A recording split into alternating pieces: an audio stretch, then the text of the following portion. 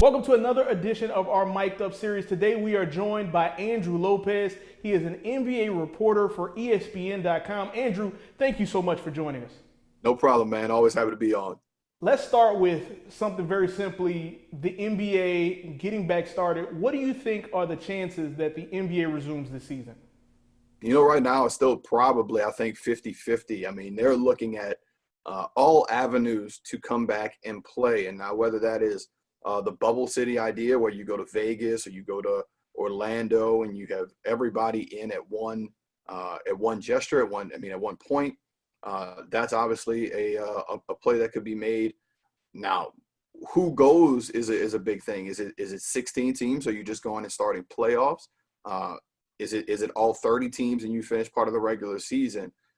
That kind of is still up in the air. But Alvin Gentry, the Pelicans coach, talked to reporters really last week and kind of said really everything is on the table right now, whether it's just playoffs, whether it's finish the regular season, whether it's partial regular season. They're really trying to figure it out, but the logistics is kind of what's holding them back. And as Alvin said, and what a lot of people have said, the health of everybody is going to be what determines whether or not this thing really happens. To you, what do you think is the biggest logistical issue that the NBA and the NBPA have to get worked out before it can happen? It's testing. It's definitely testing. It's Adam Silver was the first really commissioner to shut down his league after the Rudy Gobert positive test back on March 11th. Once they can get that done, you can start to see some things moving forward, whether it's daily testing, whether it's weekly testing. But the thing about it is they want to have a surplus of tests before they do that, whether they're not taking tests away from people who need it. And the big issue right now is there's a lot of people who need those tests and they're just not that widely available. I mean, you're talking about thousands and thousands of tests that would need to be done week in, week out. So for the NBA to get back to playing, they're going to need tests. I don't think they're going to need a vaccine. You're going to see that maybe closer to when fans can get back in the arena. I think we're definitely looking at having no fans right now, but once you can get the players done, it's all about testing. To you, you mentioned that it could be 16 teams, it could be 30 teams. Obviously, the playoffs could be shortened. They could go to maybe a 5-game series instead of 7-game series. What do you think is the most realistic number that they come back to? If they're doing regular season, here's the thing. You're going to look at probably anywhere between a 20 to 30-day training camp, okay?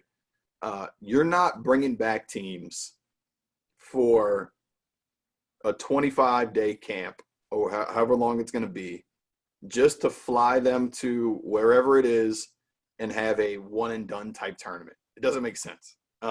So to me, you have to play 6 to 8 games, you would think, at least a guarantee. Maybe if you bring them back in the playoff as a best of 5.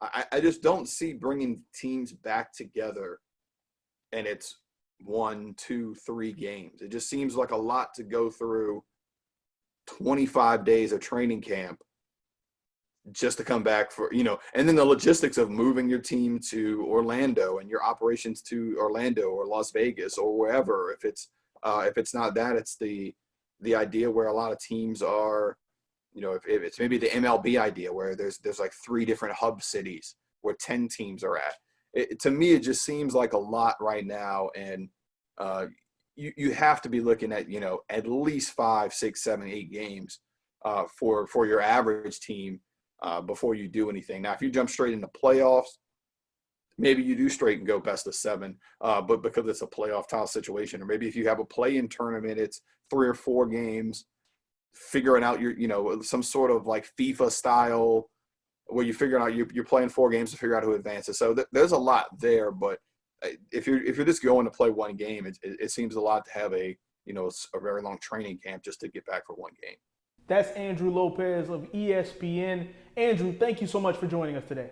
No problem, man.